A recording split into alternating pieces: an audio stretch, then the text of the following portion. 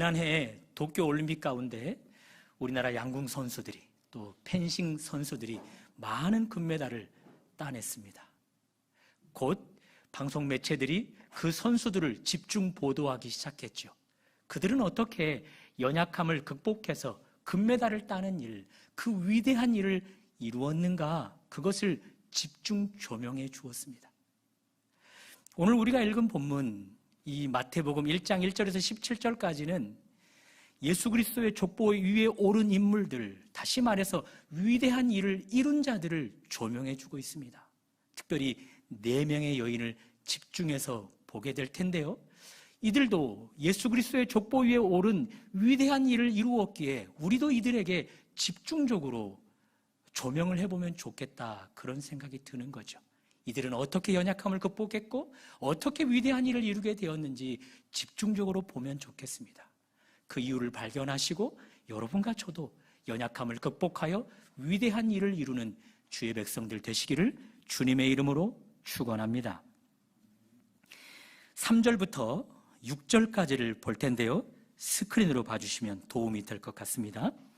유다는 다말에게서 누구를 낳고, 살몬은 나합에게서 누구를 낳고, 보아스는 누색에서 누구를 낳고, 다윗은 우리아의 아내 밧세바에게서 누구를 낳고.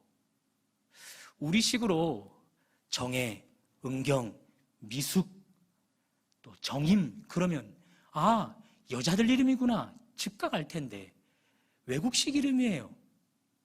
다말, 또 라합, 룻, 밧세바, 외국식 이름이어서 도대체 남자 이름인지 여자 이름인지 알 수가 없어요. 그런데 여러분 확신하세요, 이들 다 여성들이에요. 이 4 여인이 특징이 있단 말이에요. 이들이 예수 그리스도의 족보 위에 오르고 위대한 일을 이룬 것을 볼 때 이들을 조명해 보면 특징이 있어요. 한번 따라해 볼까요?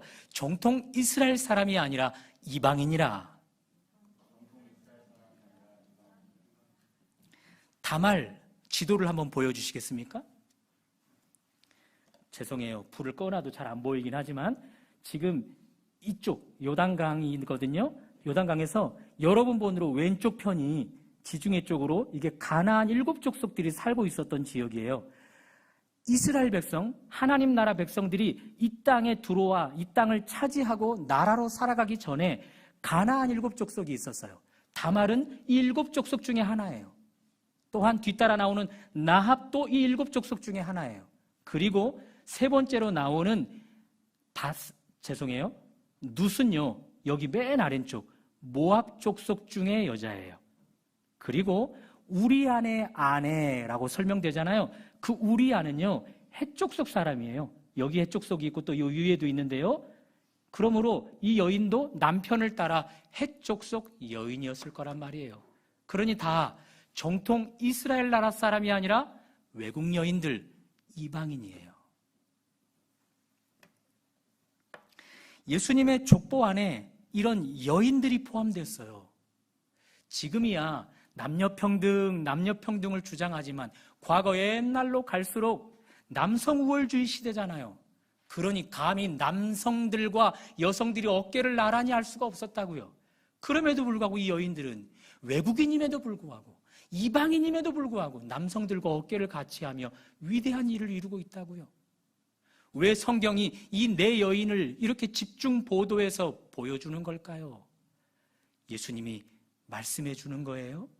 나는 이 땅에 왕으로 왔는데 정통 이스라엘 나라의 왕으로만 온 것이 아니라 외국인들, 이방 나라 사람들의 왕으로도 왔다. 그것을 증명해 주고 있는 거예요. 여러분과 저의 왕으로 오셨대요. 우리 주님이 말입니다.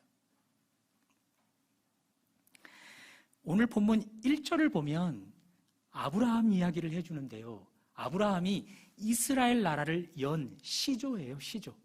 우리는 당군, 그가 시조라 하잖아요, 그렇죠? 아브라함이 이스라엘 나라를 연 시조거든요. 그런데 하나님이 아브라함을 선택할 때 이런 의미심장한 말씀을 하십니다. 창세기 12장 3절 말씀입니다. 스크린으로 봐주세요. 땅의 모든 족속이 너로 말미암아 복을 얻을 것이라. 너의 후손 이스라엘 나라 사람들만 복을 얻지 않을 거야. 너를 통해서 땅의 모든 족속, 외국 나라 사람들, 이방인들도 복을 얻게 될 거야. 어떤 복? 내 아들 왕으로 보내는 그 아들로 말미암는 복을 너희 나라뿐만 아니라 외국인들, 이방인들도 다 경험하게 될 거야. 그렇게 이야기해 주고 있는 거죠.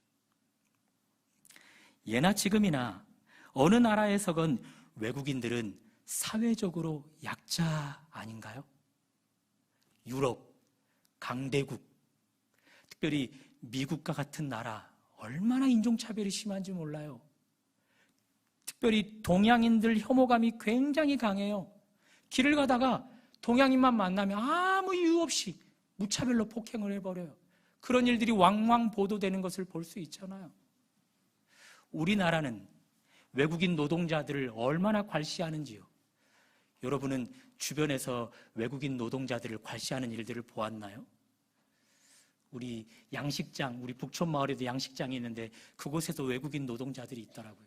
제가 청년 때 3년간 공장에서 일을 해보았는데요. 그곳에는요, 외국인 노동자가 아니면 공장이 돌아가지 못할 정도로 그들의 위치가 중요했단 말입니다. 그런데 그 고용주는요, 그들을 얼마나 괄시하는지 몰라요. 최근 한 직장의 사업장의 고용주가 외국 여성 노동자들을 심각하게 농락했던 일들이 있었어요. 특수 거울을 이용해서 말입니다. 그런 일들로 방송 매체들이 집중하는 일들이 있었어요. 이주 노동자들 체류 기간을 집중 보도했는데요. 여러분 아세요? 외국 노동자들의 체류 기간의 연장 혹은 끝냄을 정부가 책임지지 않는데요. 오히려 그들을 고용한 고용주가 쥐락펴락한답니다. 그러니 외국인 노동자들은요, 사업장 사업주에게 잘 보이려고요, 어떤 학대를 받더라도 그저 참고 견딜 수밖에 없는 거죠. 사회적 약자, 상대적으로 약자인 거예요. 그런 일들이 시스템적으로 개선되어지기 전까지는 그런 이방인들이 이 땅에서 계속해서 괄시를 받으며 살아갈 수밖에 없는 거죠. 우리 공동체 내에는 사회적 약자가, 상대적 약자가 없을까요? 한 청년이 몸에 이상 반응이 일어났어요. 병원에 가야 되는데 시간이 없어요. 직장 끝나고 병원을 가면 이미 병원 문도 닫아버렸어요. 그러니 업무 시간에 병원을 가야만 하는데 사업장 구조 자체가 내가 일을 빠지면 누군가가 내 대신 자신의 목과 함께 희생을 당해야 되는 거예요. 그러니 그것 때문에 미안해서 고용주에게 말도 못 꺼내보는 거죠. 상대적인 약자예요. 재정 면에서 상대적 약자는 없을까요? 저는 지금도 잊지 못해요. 1,000원짜리 몇 개를 하나님 앞에 드리면서 주님, 제가 가진 전부예요. 그렇게 드렸던 헌금을 지금도 잊지 못해요.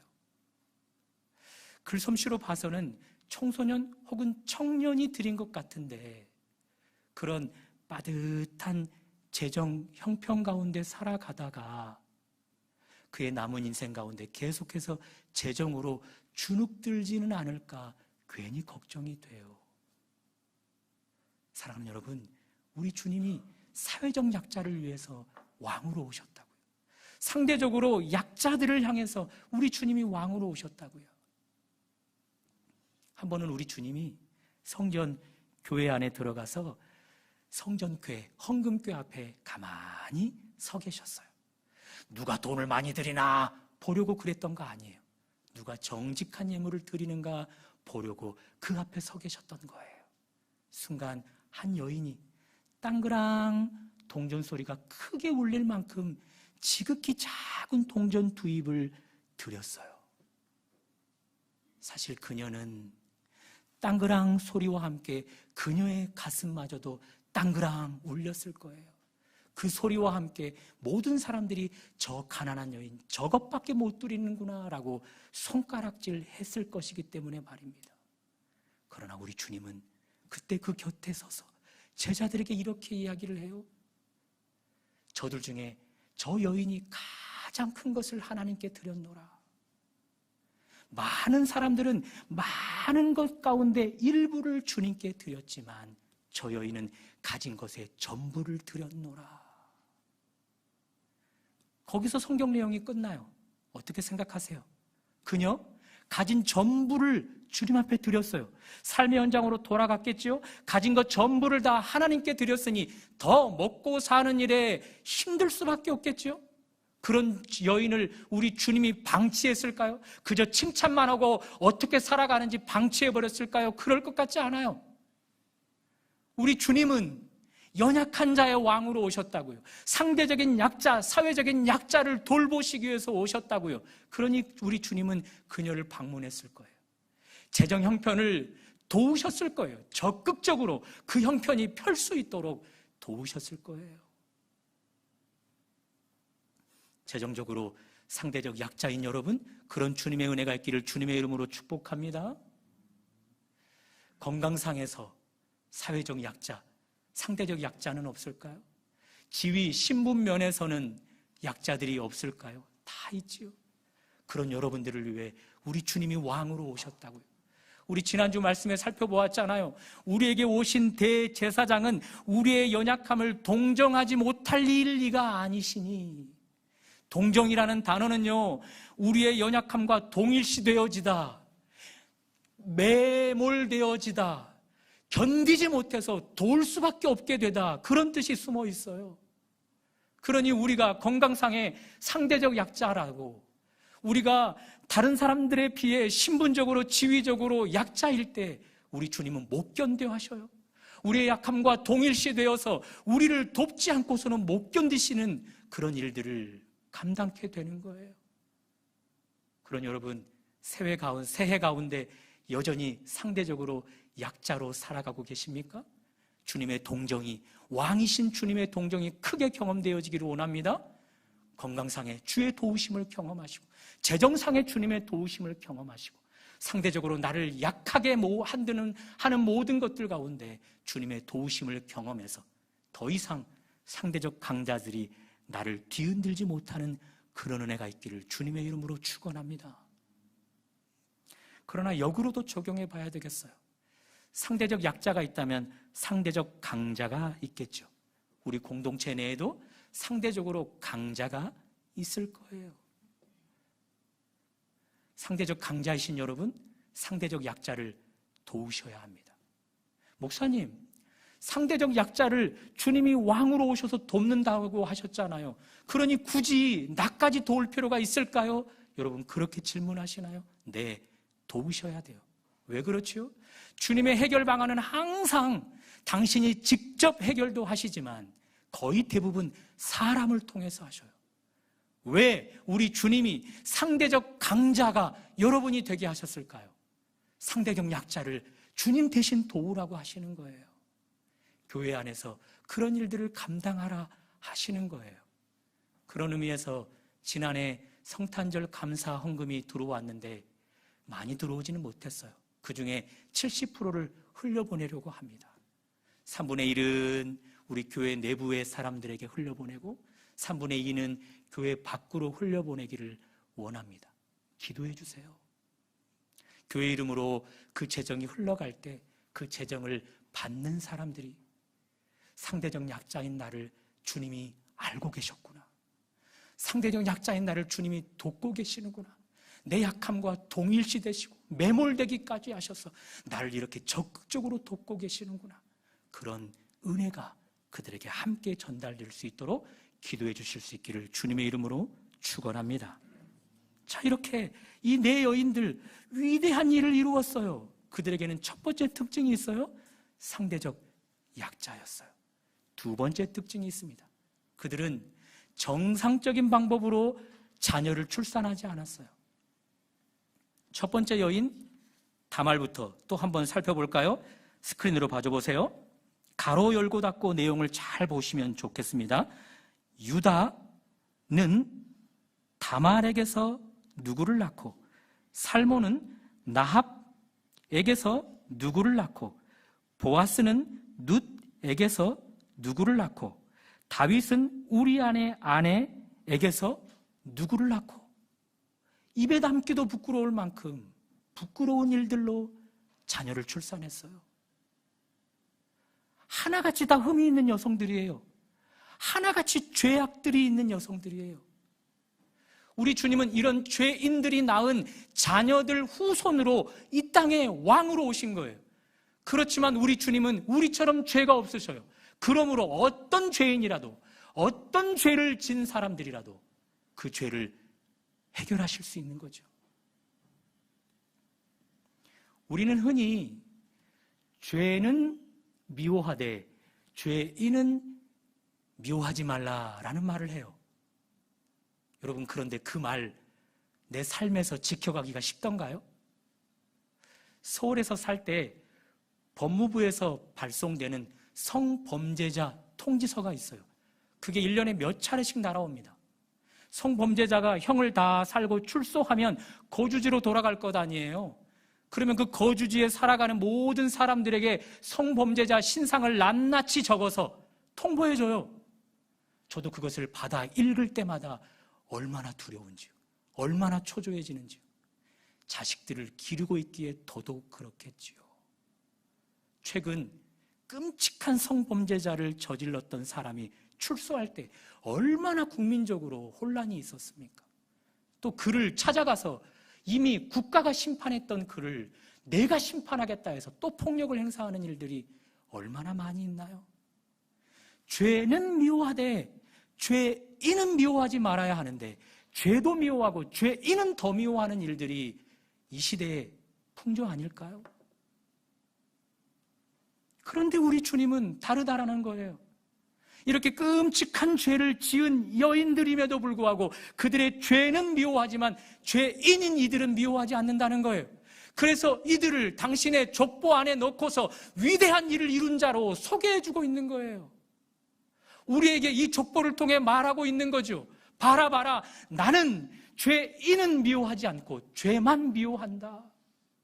이것을 분명히 구분하여서 죄인인 너를 끝까지 사랑하여 죄에게서 건져내고자 한다. 주님은 말씀하고 계시는 것이죠. 그런 주님의 선포를 한번 들어보십시오. 죄로 말미암아 수고하고 무거운 짐진 자들아 다 내게로 오라. 내가 너희의 그 죄의 무게 가운데서 쉼을 얻게 하겠노라.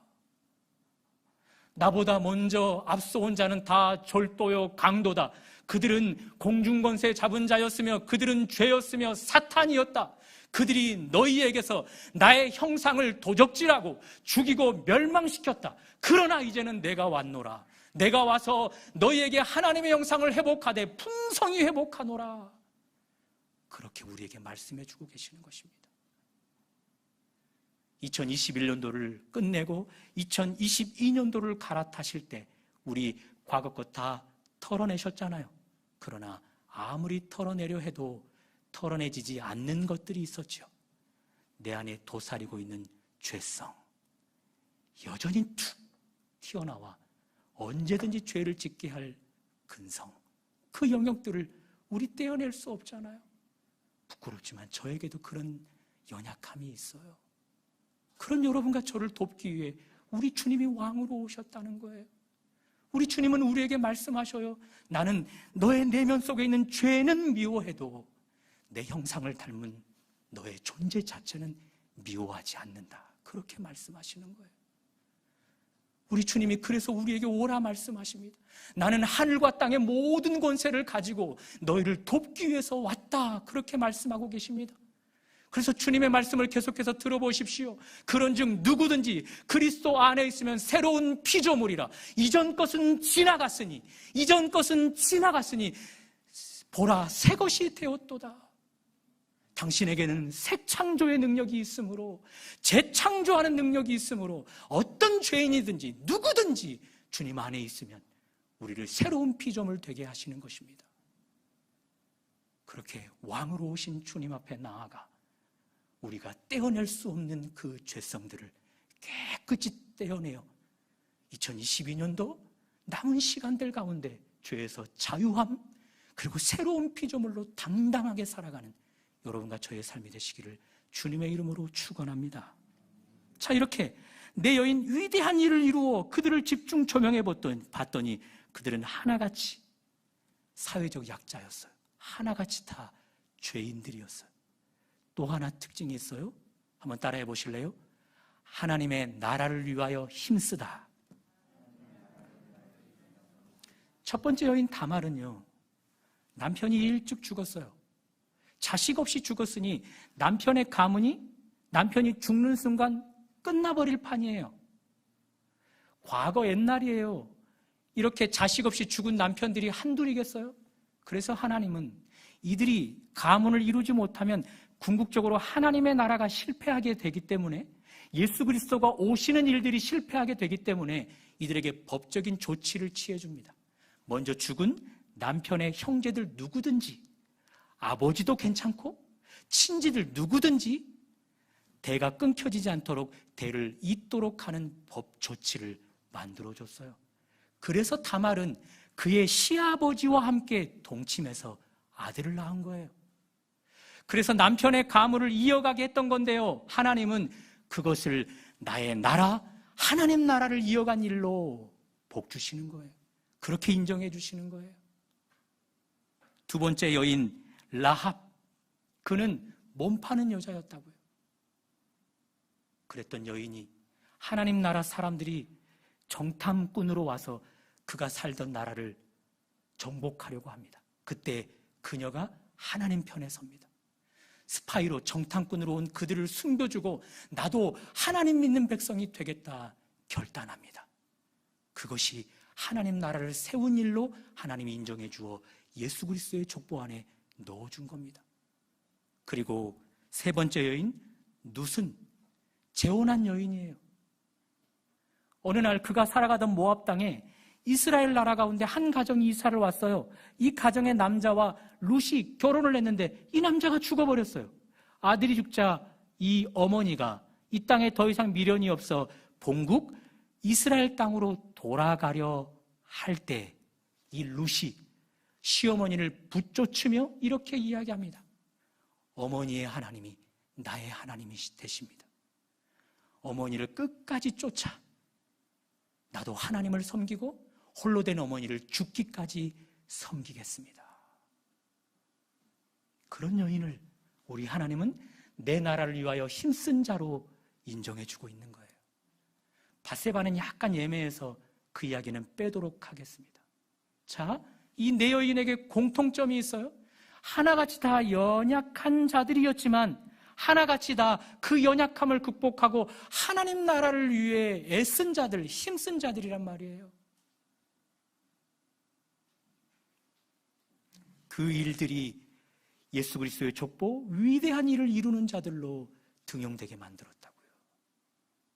마태복음 6장 33절, 너희는 먼저 그의 나라와 그의 의를 구하라. 그리하면 이 모든 것을 너희에게 더하시리라.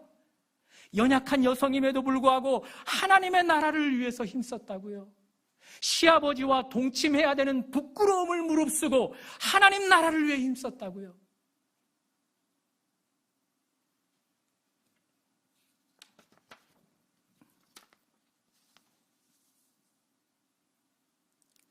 외국인임에도 불구하고 낯선 땅으로 하나님 섬기는 나라로 옮겨 시어머니를 평생 모셔야 되는 그런 모든 불편함을 하나님 나라를 위해 돌파해 버렸다고요. 그런 여성들이 먼저 하나님 나라를, 먼저 하나님의 의를 구했더니 뒤따라오는 요절, 이 모든 것을 너희에게 더하시리라. 이 모든 것 가운데 누굴까요? 예수인 거죠. 왕으로 오신 예수를 그에게 주어서, 그녀들에게 주어서 위대한 일을 이룬 예수 그리스도의 족보에 오르게 된 것입니다. 우리 예수님은 여러분과 저에게 큰 일을 이루라 말씀하지 않아요. 다만 여러분과 저에게 의식주 문제에 사로잡혀 있기보다 하나님 나라를 위해 하나님 의를 이루는 일에 우선순위를 두라고 말씀하셔요. 그렇게 이 마태복음 6장 33절의 요절을 우리의 삶에서 성취할 때 우리 주님은 의식주를 다 해결해 주실 수 있는 그 모든 것 위에 모든 것 되시는 예수 그리스도를 허락해 주신답니다. 그 결과 여러분과 저도 연약함을 극복해서 위대한 일을 이루게 하신답니다. 이제 정리해 볼까요? 여성, 연약함의 상징이에요. 그런데 그들은 연약함을 극복하고 위대한 일을 이루었어요. 그 궁극적인 이유가 무엇일까요? 마태복음 1장 17절에서 잘 요약해 주고 있습니다. 한번 읽어보실까요? 다 같이 시작. 아브라함부터 다윗까지 14대요. 다윗부터 바벨론으로 사로잡혀 갈 때까지 14대요. 바벨론으로 사로잡혀간 후부터 그리스도까지 14대요. 여러분과 저는 병원에 가보면 숫자 4라고 써지는 것보다 엘리베이터에 F라고 써있는 것을 보게 되죠. 그렇죠? 숫자 4를 죽음의 수로 생각해서 꺼리는 것들이 있는 거죠. 또 숫자 7은 행운의 숫자로 여기는 것들이 있죠. 성경 당시는요, 훨씬 더 그렇게 숫자에 대한 의미를 크게 부여했어요. 보세요. 14가 무려 3번이나 기록되는데요. 숫자 7이 완전수거든요. 그런데 숫자 14는요, 완전의 완전이잖아요. 그것을 몇 번이나 기록해요? 3번이나 기록해요. 그러니 완전의 완전, 또 완전의 완전, 또 완전의 완전을 강조해 주는 거예요. 누가 그렇게 완전의 완전, 완전의 완전, 완전의 완전 하다는 걸까요? 예수 그리스도가 그렇다는 거예요. 그러니 연약함의 상징이었던 그녀들이 연약함을 극복하여 위대한 일을 이룰 수 있었던 비결은 완전의 완전이며 또 완전의 완전이며 또 완전의 완전이신 예수 그리스도 그분으로 말미암았다 우리에게 이야기해 주고 있는 겁니다.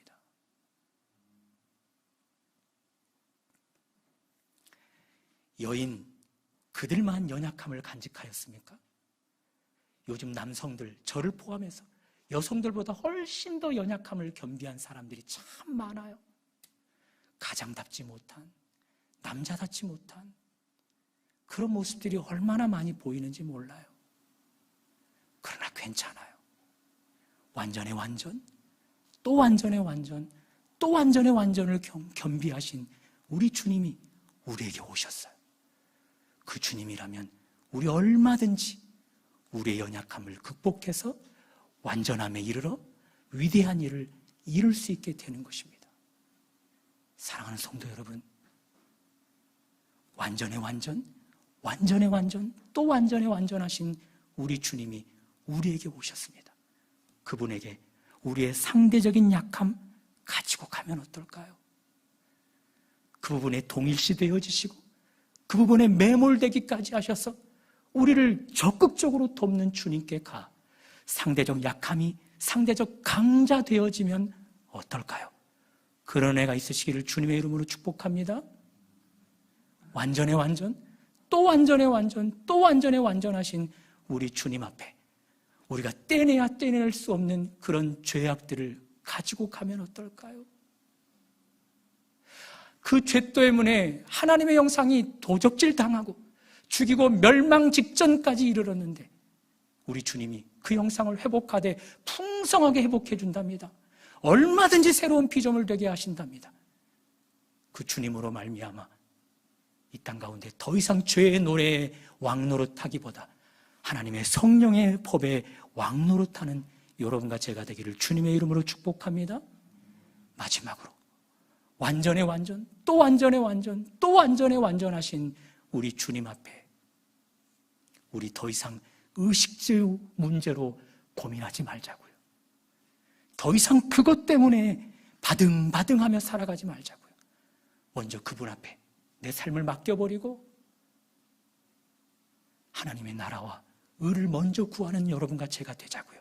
그때 우리 주님 모든 것 위에 모든 것 되어주심으로 여러분과 저에게 함께 해주실 것입니다.